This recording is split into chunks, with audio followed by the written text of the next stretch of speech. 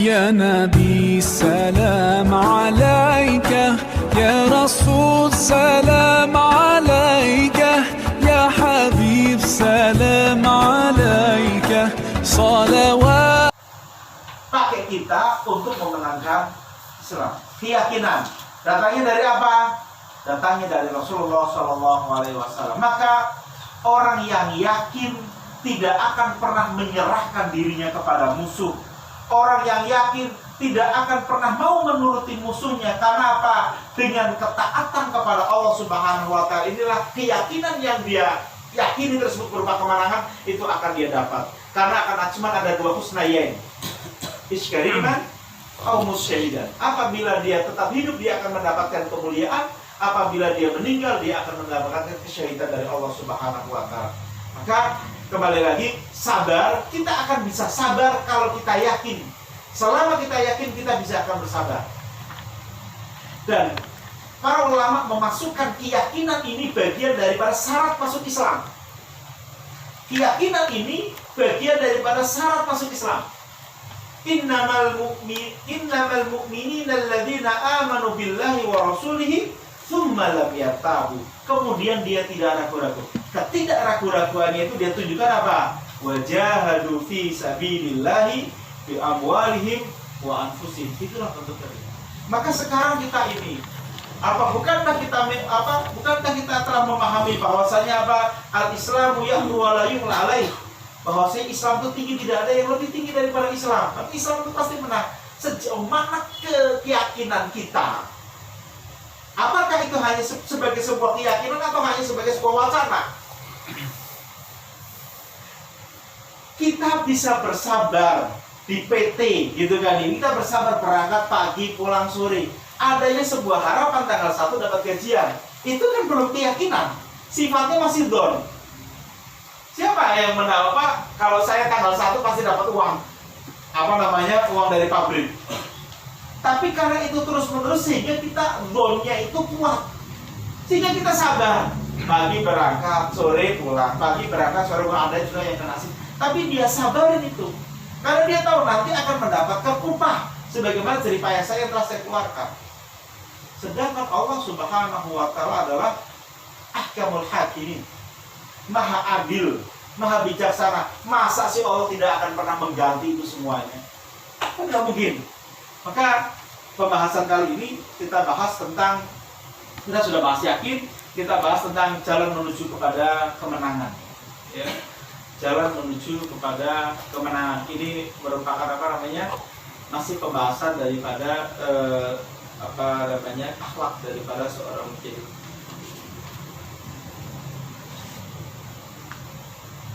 Allah Subhanahu wa Ta'ala berfirman, kalau memang kita ingin menebus keyakinan tersebut, kalau memang kita ingin berjumpa dengan Allah Subhanahu wa Ta'ala dengan dengan Allah ridho kepada kita, Allah Subhanahu wa Ta'ala berfirman dalam surat At-Taubah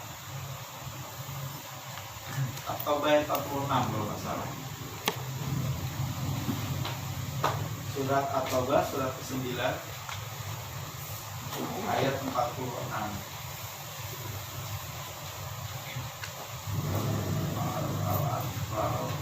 Taubah 46. Walau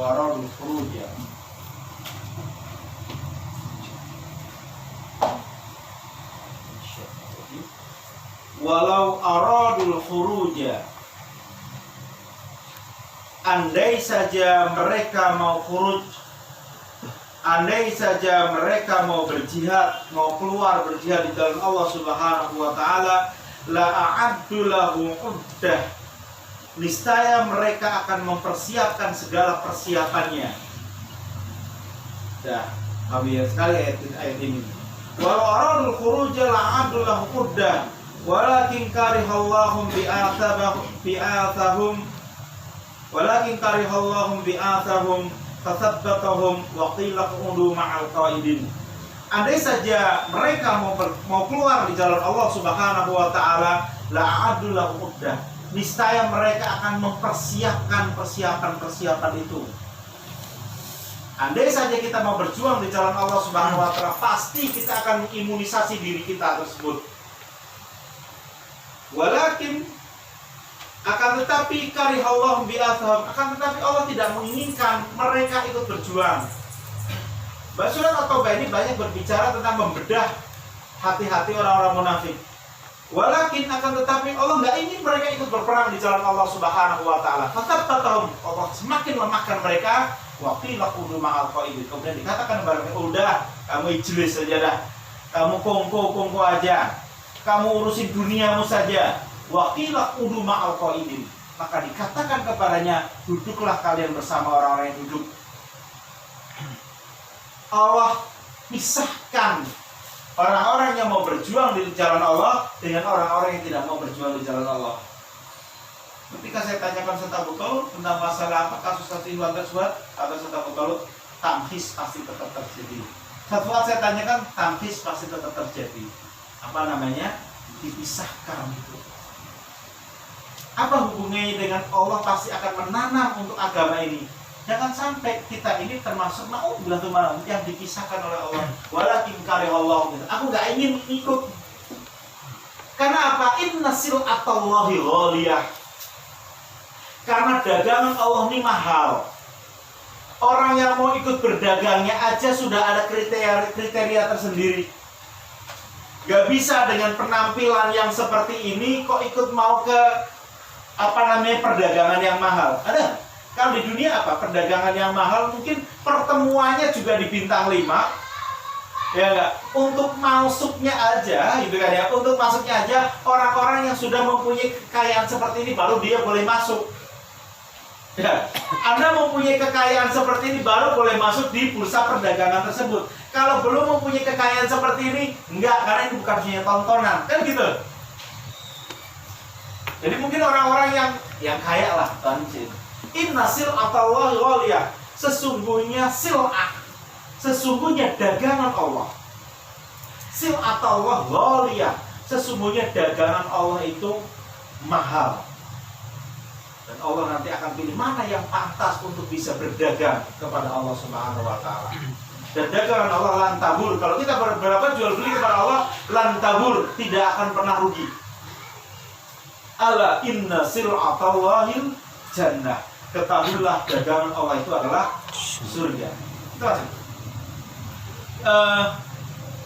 Maka kita pahami betul, waktu dulu pernah kita membahas, kita harus ada mempersiapkan. Karena apa? Ada dua musuh yang akan mengintai kita. Yang pertama adalah musuh internal, yang kedua adalah musuh eksternal. Yang kita bahas sekarang adalah musuh internal. Kalau musuh eksternal nanti bahas isbah, gitu kan ya. Internal, apa musuh internal itu? An-nafsu wasyaitan. Nafsu dan setan. Nah, untuk para ulama mengatakan seperti ini. Apa itu nafsu?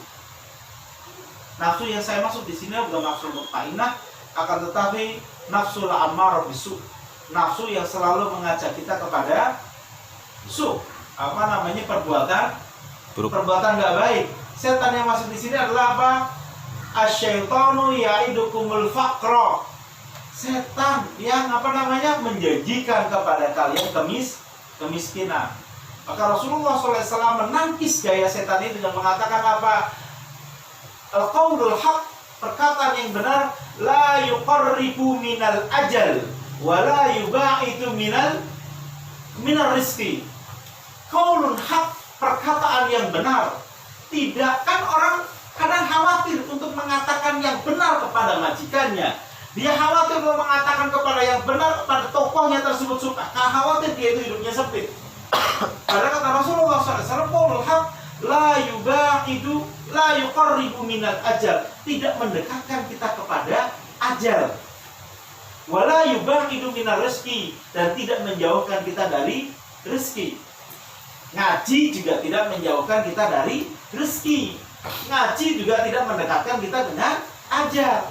Tapi apa? Seakan-akan kalau lu ngaji nanti kamu nggak melakukan ini, rezekimu berkurang.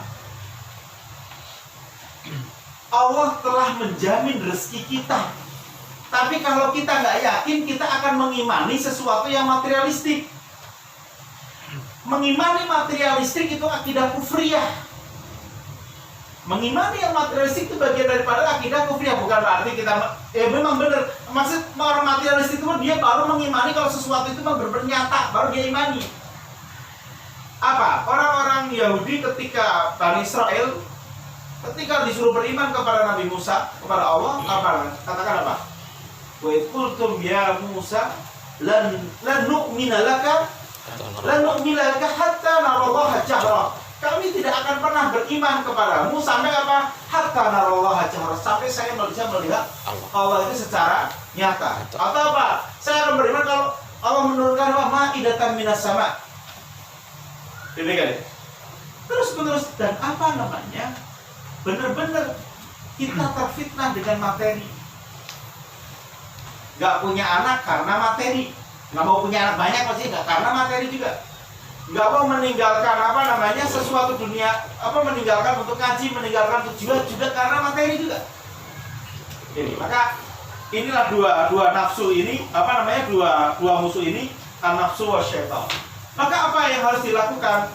Hal-hal yang harus dilakukan untuk orang-orang yang ingin menggapai kemenangan Allah Subhanahu wa taala, kemenangan dari Allah Subhanahu wa taala dalam rangka untuk menghancurkan, mengalahkan an-nafsu wa syaitan. Ini adalah sebuah dosis rendah, dosis awal bagi seorang kalau bahasa kita multazim. Kita ini multazim, kalau di tarbiyah itu ada multazim, ada apa lagi? Nakib ya. Ada nakib. Kemarin yang ini enggak ada ini kemarin kan daurah nakib. Benar itu? Enggak, berarti cuma wilayah aja ya. Kok cuma Banten aja, atau kemarin tuh ada yang di Banten ada daurah nakib itu. Yang pertama adalah dosis awalnya sholat 5 waktu berjamaah di masjid. Sholat 5 waktu berjamaah di masjid. Dan kita nggak ada kontrol, ya. Kita nggak ada kontrol dari kiadah ke bawah, kontrolnya susah. Maka karena kita nggak ada yang kontrol, kita harus bisa disiplin sendiri. Karena kita nggak akan pernah bisa sukses kecuali dikontrol. Kontrol bisa sukses. Karena kita nggak ada yang kontrol, ya harus disiplin. Kenapa ini penting? Rasulullah SAW bersabda seperti ini. Laisa sholatun asqala 'alal munafiqi minal fajri wal isya. Tidak ada yang lebih memberatkan bagi orang munafik dari sholat tersebut, yaitu sholat apa? Sholat fajar, sholat subuh, dan sholat isya. Patokannya itu. Kata Buya Hamka, kalau kamu ingin lihat orang Islam, tuh lihat itu pada sholat maghribnya. Tapi kalau kamu ingin lihat orang beriman, lihat pada sholat subuhnya. Buya Hamka mengatakan seperti itu. Patokan multazim itu seperti itu. Jadi gak ada lagi dalam sebuah pergerakan jamaah sampai ada orang yang sholatnya di rumah. Ya, kita tidak membicarakan pada masalah kasuistik seperti ini gitu kan ya. Apakah nanti ada fatwa dari Majelis Syariah untuk sholat di rumah ini? Tapi kita hukum aghlabiyah, hukum keumumannya adalah 5 waktu di masjid. Dan 5 waktu di masjid itu yang lebih diutamakan adalah apa? Fajar dan isya. Apa? Walau ya'lamuna ma fihima la'atauhuma walau habwan. Andai saja orang munafik itu tahu pahala di balik sholat isya dan subuh, niscaya dia akan mendatanginya dengan habwan, merangkak. Sampai-sampai apa? Siapa Nabi Ibnu Ummi Maktum? Ya Rasulullah, apakah ada rukhsah bagiku? Saya tidak ada yang menuntut. Rasulullah berpikir, oh iya, karena beliau buta. Tapi ketika Rasulullah SAW berpaling, Rasul balik lagi, atas mau tidak? Apakah kamu mendengar seruan adzan? Ya, saya mendengar ya Rasulullah. Fa'ajib, maka datanglah. Orang buta saja itu tidak mendapatkan rukhsah untuk sholat berjamaah. Ya ada rukhsah, apalagi kita. Apalagi masjid kita dekat. Ya, itu tetap. Satu itu adalah itu. Itu apa namanya? Usahakan setiap kita walau aradul khuruja, kalau memang kita mau berjuang. Kalau kita memang manhajnya dakwah wal jihad, maka apa? 5 waktu ini menjadi standar dasar. Imunisasi apa yang pertama itu? Apa imunisasi? Kalau kayu itu imunisasi pertama apa? Ini harus BCG itu harus. Ini sholat itu imunisasi pertama bagi seorang yang ingin menegakkan agama Allah Subhanahu wa taala itu. Satu, ya. Maka semoga ini bisa kita laksanakan betul. Yang kedua,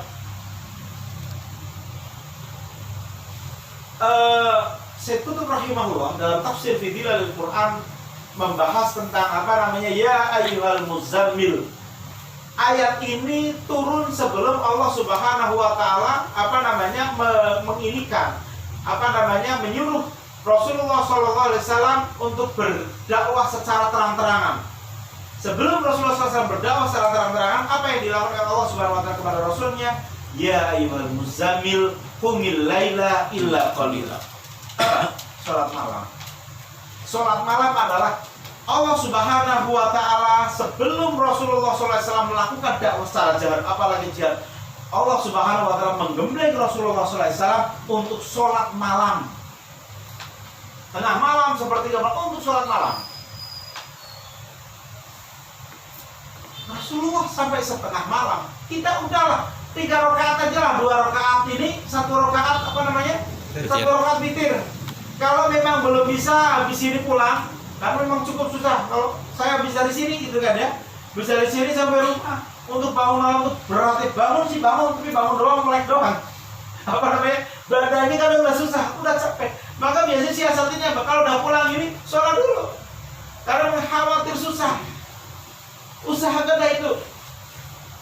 Nasihat saya pribadi sendiri, ketika kita sudah capek, udahlah, mendingan kita pulang masuk rumah wudhu, 2 rakaat, kamu 1 rakaat, habis itu tidur. Karena bisa jadi kita bangun juga kadang malasnya mengalahkan itu. Yang tadi kita udah sholat dulu. Ini sebagai imunitas kita untuk perlu kita pahami, Ikhwan. Perlu kita pahami. Banyak kaum muslimin yang merindukan sholat berjamaah. Kaum muslimin di Irak, mereka merindukan sholat berjamaah. Kaum muslimin di India, mereka merindukan sholat berjamaah. Kaum muslimin di Uighur, mereka merindukan sholat berjamaah. Dan mereka ada yang bisa sholat berjamaah, tapi tembok itu dia nggak yakin apakah bisa menahan dentuman bom dari orang Israel, orang Palestina yang ketika sholat tersebut, orang Suriah, apakah Bashar al-Assad bisa menembus kita? Kan tidak, aman. Kita sholat aman.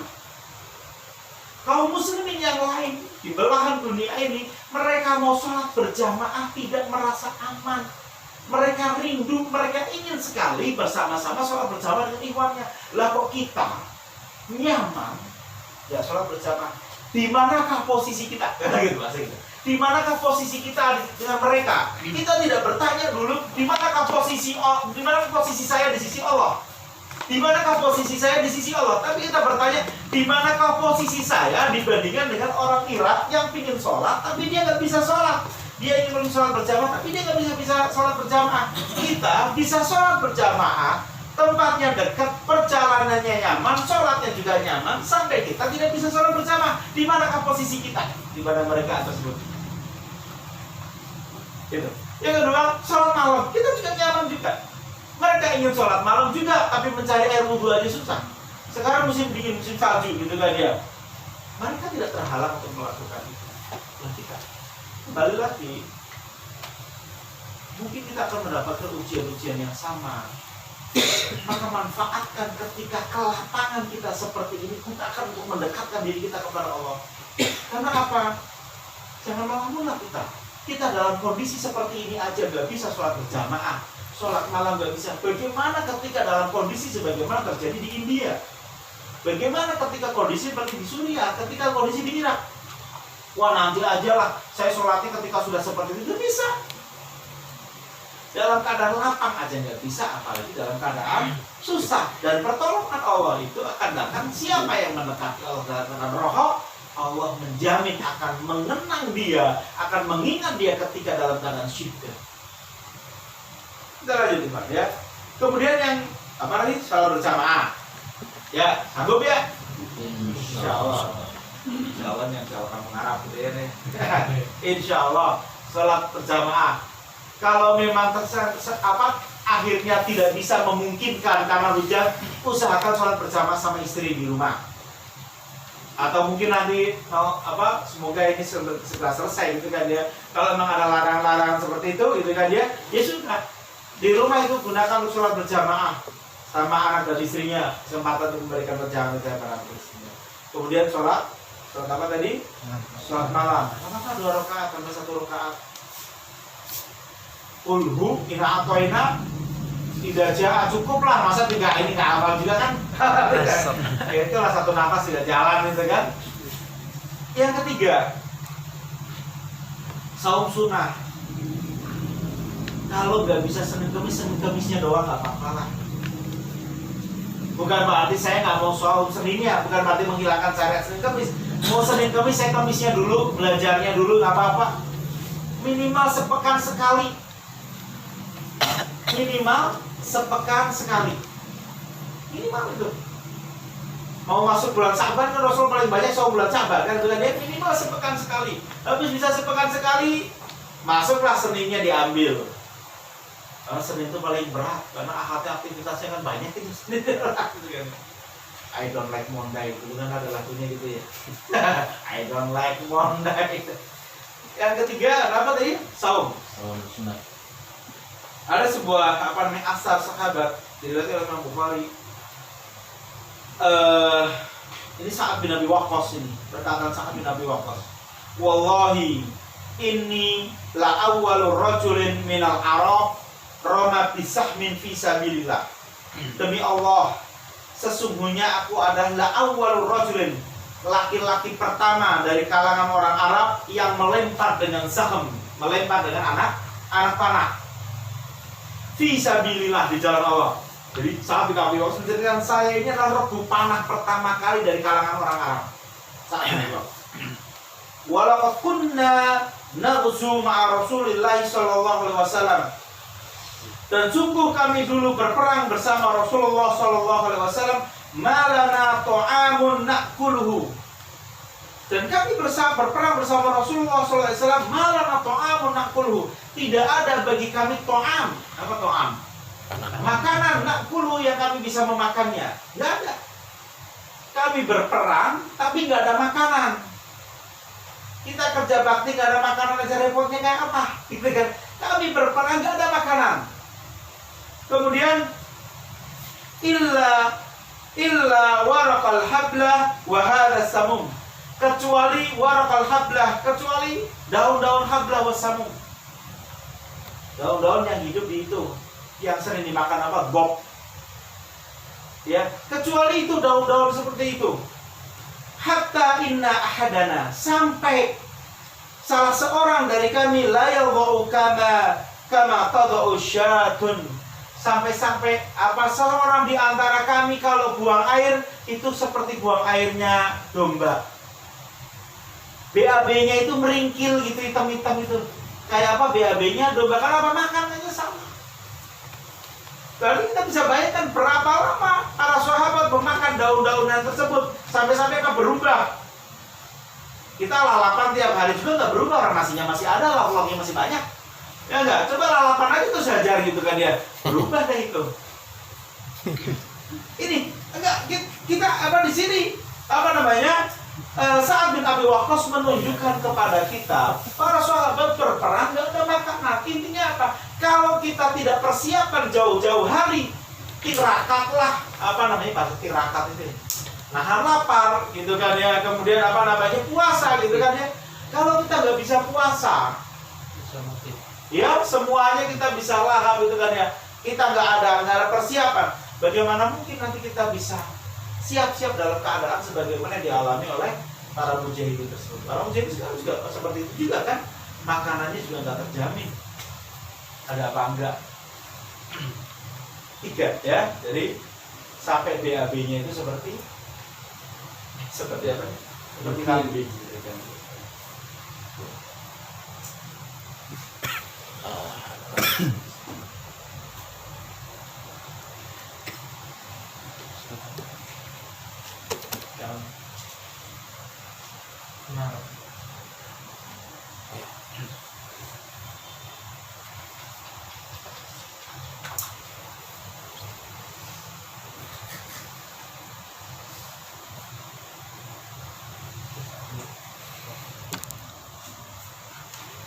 kemudian apa?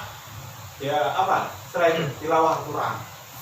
Jadi sebenarnya ini semuanya udah ada programnya gitu kan, ya. Nanti yang ungkap lagi tilawah Al-Quran. Ya idealnya sih satu hari satu juz, sebenarnya gak ada gagal tidak gitu kan. Ya sudahlah, kalau nggak bisa satu lembar aja lah sehari lah. Kita berlatih lah. Atau 10 ayat lah.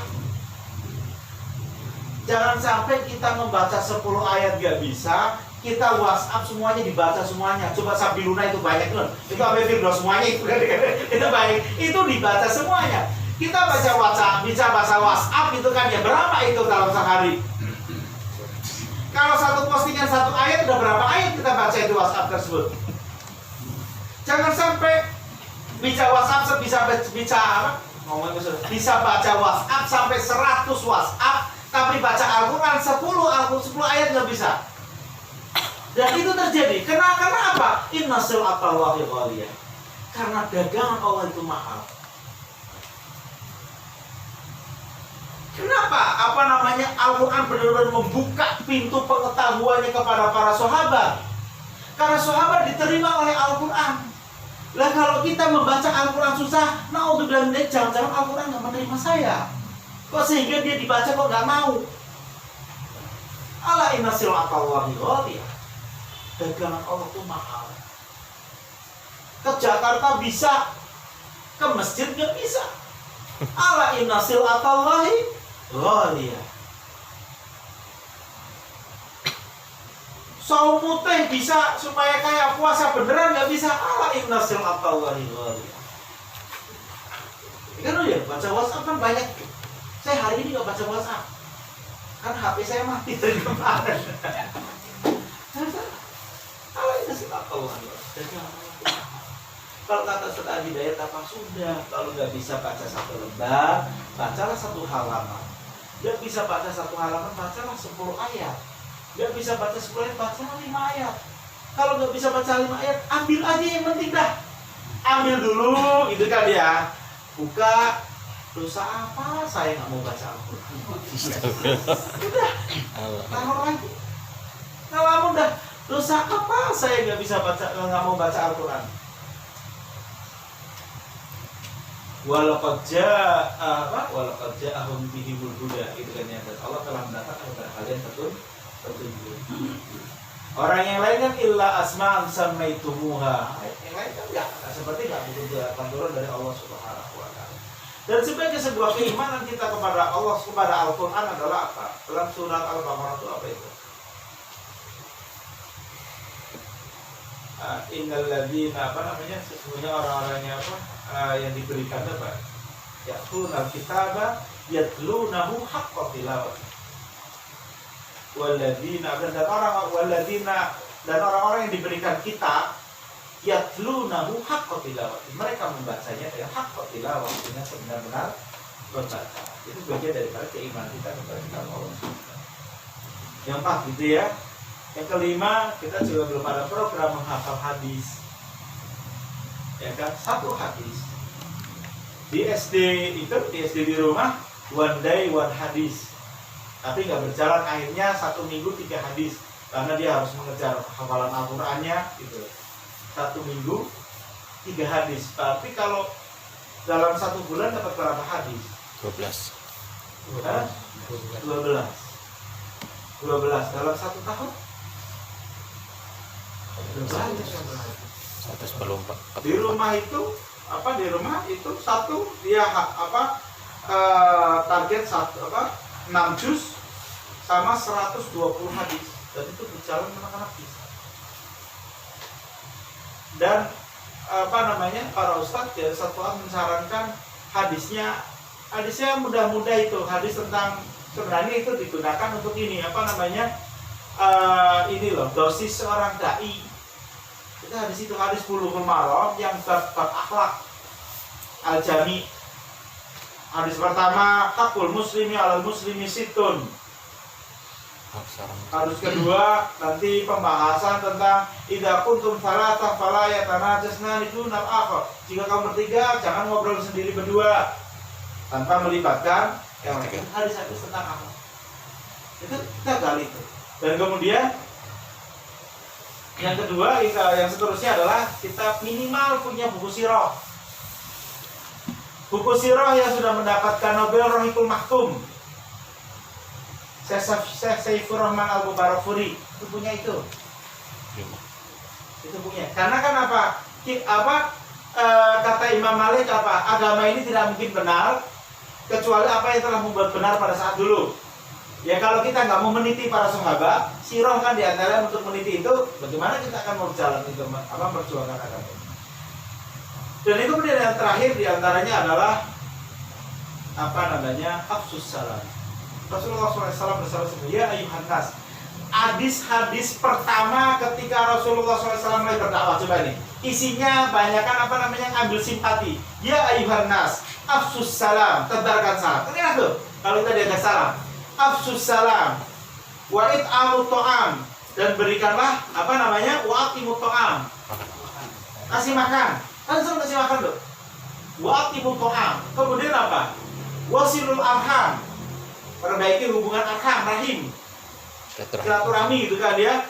Kemudian wasallu wa nasuniyam, sholat pada saat manusia tidur ya mulai tadkhulul jannah bisalam, kalian akan masuk surga dengan salam. Mungkin dan mungkin masih ada lagi sodakoh gitu kan ya. Sodakoh dulu ada di surga apa itu, orang yang nggak mau sodakoh tapi ingin masuk surga. Bagaimana mungkin kamu mau masuk surga kalau sodakoh nggak mau? Ya kan ya, bagaimana mungkin kamu akan masuk surga? Ada bagaimana mungkin kamu akan masuk surga kalau sodakoh itu tidak mau? Kemudian yang terakhir bersama Syekh diantaranya adalah sesuatu yang cukup susah gitu kan ya, yaitu jaga pandangan. Jaga pandangan itu cukup susah bagi kita jaga pandangan. Kalau di kereta jaga kemaluan aja susah, apalagi jaga pandangan. Di kereta itu kalau sore kalau kita nggak mepet, kita yang dipepet. Kalau saya mau pulang gitu kan, kalau malam sekalian, nggak mau saya pulang maghrib. Kalau pulang maghrib, kalau kita yang nggak dipepet, kita yang mepet. Benar? Yang itu pada kerjanya di sini sih ya. Kalau ke Jakarta, pulang maghrib, pokoknya dari jam 5 gitu kan ya, sampai jam 8, lu gua pepet apa gua yang mepet gitu kan masih gitu. Nah ini pilihannya mendingan kita yang dipepet, kita nempel pintu aja. Akhirnya yang dipepet. Syukur-syukur oleh mepet laki gitu kan ya, oleh mepet perempuan. Jadi bukan jaga pandangan lagi kalau dari kereta itu, jaga kemaluan, lo yang mepet atau gue yang mepet gitu. Jadi kenapa lebih susah lagi? Ustaz Rafi ini mengatakan seperti ini. Tanya gimana Ustaz masalah kita naik di angkos? Ikhtilatnya itu dosa kecil, karena nggak disengaja gitu, itu dosa kecil harus dihilangkan itu. Nah kalau merangsang jadi dosa besar. Coba gimana itu? Emang merangsang dipinggirin gitu kan ya? Kan kadang muncul sendiri. Jadi coba gimana itu? Dosanya gitu. Jangankan jaga pandangan, jaga itu aja. Maka bersyukurlah yang rumahnya di Cilengsi, kerjanya di SG, kali ya. Seperti itu bersyukur banget itu. Kayak motor deket. Itu naik motor aja tuh CL-nya itu kan. Coba kalau sampai naik busway, naik ini. Mungkin itu saja yang bisa saya sampaikan. Semoga itu semuanya pernah kita inginkan. Nggak saya mengulang lagi. Ya kita perkuat lagi lah semangat kita lagi gitu kan ya. Apalagi ya kembali lagi saya sampaikan bahwasanya tadi wabah itu terjadi karena nggak ada amar ma'ruf nahi munkar. Gitu kan ya. Amar ma'ruf nahi munkar itu adalah bagian daripada kekuatan untuk bisa melakukan itu, dan nggak mungkin ada kekuatan tanpa adanya loyalitas. Wal mu'minina wal mu'minatu ba'duhum awliya'u ba'din. Orang mukmin yang satu dengan yang lain, mereka saling loyalitas. Loyalitas akan melahirkan kekuatan. Kekuatan baru apa? Ya'muruna bil ma'ruf. Ada kekuatan baru bisa menyuruh kepada yang ma'ruf, mencegah kepada yang munkar. Kalau nggak ada kekuatan, gimana? Jangan sampai nanti ketika saya ngomong saya dikebukin lo lari malahan. Nggak ada loyalitas. Dan kita ini taklim ini bagian daripada membangun loyalitas. Sudahlah, kita loyalitas dahulu kan loyalitas kepada Allah. Ya kan? Kita udah sepakat loyalitas pada program As-Safu wa Ta'ah, bahwasanya ngaji setiap malam Kamis. Ya sudahlah, itu dialokasikan. Yang lain mah tinggalkan. Kalau ngurusinnya nggak akan ada habisnya. Sesuatu kita kadang gini kan, nantilah kalau urusan ini udah selesai saya baru mulai mau ngaji. Itu kan pikiran kita seperti itu. Padahal sesuatu yang belum pernah kita dapatkan itu adalah ketenangan, karena dunia ini bukan tempatnya ketenangan. Laqad khalaqnal insana fi kabad, kata Allah seperti itu. Kita nggak akan pernah bisa tenang. Ini selesai, gitu kan ya? Ini selesai, adalah yang ini. Anak selesai, pingin bangunlah rumah. Pingin bangun rumah, adalah yang ini. Terus nggak akan pernah selesai. Kita pinginnya udah selesai semuanya, baru mau fokus kepada ini. Nggak bisa. Karena kita hidup di dunia. Baru kalau mau selesai semuanya, surga. Maka kata Imam Syafi'i apa? Warahatu inda awala kuda matudau fil jannah. Istirahat itu ketika kaki sudah memijakan di surga, baru istirahat. Jadi nggak mungkin kita akan mendapatkan apa namanya, biar tenang, ini selesai semuanya baru nanti nggak kan? Karena itu bukan di dunia. Ketenangan itu hanya ada di surga Allah Subhanahu Wa Taala. Mungkin itu saja yang bisa saya sampaikan. Silakan ada yang mau didiskusikan. Kalau nggak ada, biarlah bersama oleh Amir untuk membicarakan pada masalah hal-hal kita menghadapi corona ini. Ya, ada yang mau ditanyakan? Nggak ada ya? Cukup sekian dari saya. Subhanallahumma wa bihamdihi, asyhadu an la ilaha illa anta, astaghfiruka wa atubu ilaik. Assalamualaikum warahmatullahi wabarakatuh.